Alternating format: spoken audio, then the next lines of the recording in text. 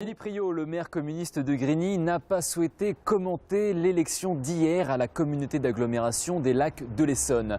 Mais selon un proche, il s'agit à présent pour lui de tourner la page et de fonctionner avec cette nouvelle configuration, toujours de manière déterminée. Alors depuis 10 ans, la CAL était dirigée par Gabriel Amar du parti de gauche. L'élection de l'UMP Laurent Sauerbach est donc un véritable retournement de situation pour cette intercommunalité qui regroupe Grigny et Viry-Châtillon. C'est pas vraiment une surprise, c'est une satisfaction qu'une majorité de conseillers communautaires ait adhéré au projet qu'on leur présentait. Je pense qu'il y avait de la part d'une majorité d'entre eux un rejet de la politique qui a été menée au niveau intercommunal depuis la création de la CAL en 2004.